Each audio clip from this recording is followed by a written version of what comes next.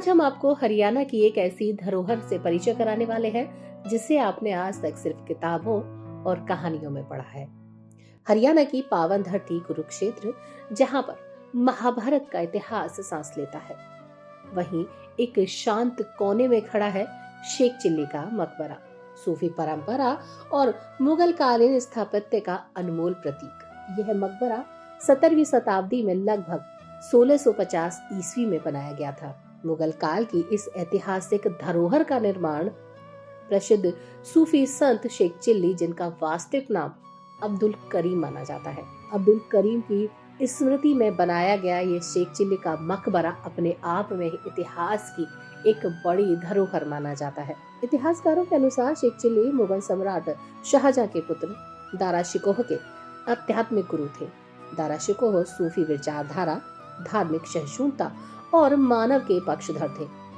अपने गुरु के सम्मान में उन्होंने इस भव्य मकबरे का निर्माण करवाया था। हालांकि लोक कथाओं और किस्सों में शेख चिल्ली का नाम सुनते ही चेहरे पर मुस्कान आ जाती है। कभी उन्हें भोलेपन की मिसाल माना गया तो कभी मूर्खता का प्रतीक। लेकिन क्या सच में शेख चिल्ली केवल हंसी का पात्र थे, या फिर उनकी जिंदगी के पीछे कोई गहरी सच्चाई छुपी है?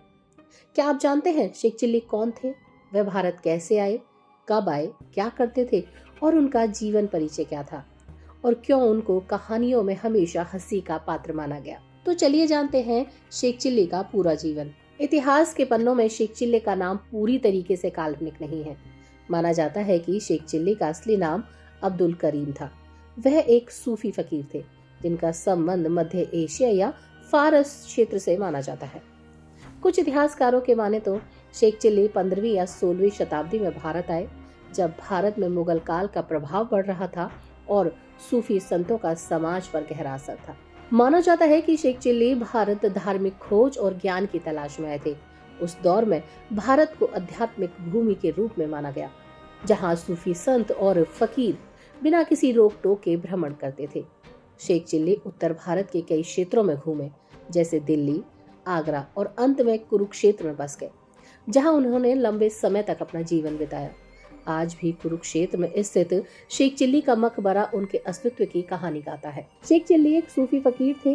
वे सांसारिक मोह माया से दूर रहते थे, सरल जीवन जीते और लोगों को जीवन का सत्य समझाने का प्रयास करते। उनकी बातें अक्सर प्रतीकात्मक होती थी। वे सीधे उपदेश देने के बजाय उल्टी सोच, कल्पना और उदाहरण के जरिए बात करते थे। बस यही वजह थी कि साधारण लोग उनकी बातों को समझ नहीं पाते और उन्हें अजीब और मूर्ख समझने लगते थे। चलिए बताते हैं कि शेख चिल्ली को कैसे हंसी का पात्र बनाया गया, जैसे अंडे की टोकरी लेकर भविष्य के सपने बुनना या बिना जमीन खरीदे महल बनाने की योजना बनाना। उन कहानियों में उनका भोला स्वभाव और दूर सोच दिखाई देती है, लेकिन समय के साथ इन कथाओं को बच्चों के लिए हास्य कहानी बना दिया गया। धीरे धीरे शेख चिल्ली की गूढ़ सोच मूर्खता के रूप में प्रचलित होने लगी। क्या शेख चिल्ली सच में मूर्ख थे? यह सबसे बड़ा सवाल है। असल में शेख चिल्ली की कहानियां मानव स्वभाव पर कटाक्ष थी। वे दिखाना चाहते थे कि इंसान बिना आधार के सपने कैसे बुनता है, लालच कैसे सोच को अंधा कर देती है, भविष्य की चिंता वर्तमान को कैसे बिगाड़ देती है। लेकिन लोक कथाओं में उनके संदेश से ज्यादा उनकी कल्पनाओं पर जोर दिया गया और यहीं से शेख चिल्ली हंसी का पात्र बन गए। कुरुक्षेत्र में स्थित शेख चिल्ली का मकबरा इस बात का प्रमाण है कि यह केवल कहानी नहीं है, बल्कि एक ऐतिहासिक व्यक्तित्व है। मुगल स्थापत्य शैली में बना यह मकबरा यह दर्शाता है कि शेख चिल्ली को उस समय सम्मान की दृष्टि से देखा जाता था। कुछ विद्वान मानते हैं कि शेख चिल्ली की कहानियां तुर्की के प्रसिद्ध लोक चरित्र नसरुद्दीन होजा से प्रभावित है। दोनों की कहानियां हास्य के जरिए जीवन का सत्य बताती हैं। संभव है कि शेख चिल्ली की छवि समय के साथ लोक कथाओं का मिश्रण बन गई हो। शेख चिल्ली केवल हंसी का पात्र नहीं थे, वो समाज को आईना दिखाने वाले एक सूफी विचारक थे। आज भले ही उनकी कहानियां बच्चों को हंसाने के लिए सुनाई दी जाती हो, लेकिन एक गहराई से देखा जाए तो शेख चिल्ली हमें सिखाते हैं कि बिना समझे भविष्य के सपने बुनना सबसे बड़ी मूर्खता है। चलिए बात करते हैं शेख चिल्ली के मकबरे की। मकबरा सफेद पत्थर और बलुआ पत्थरों से निर्मित है। इसकी संरचना अष्टकोणीय है। ऊपर बना गुंबद मुगल शैली का प्रतीक है। अंदर सुंदर फूल, पत्तियों की नक्काशी और कुरान की आयतें खुदी हुई हैं। मकबरे के चारों ओर हरियाली और बगीचे हैं जो इसे शांत वातावरण प्रदान करते हैं। यह मकबरा लक्ष्मी गार्डन परिसर में स्थित है। सफेद पत्थरों से बना यह स्मारक चारों ओर से सुंदर बगीचों से घिरा हुआ है। मकबरे की वास्तुकला में मुगल शैली की झलक साफ दिखाई देती है।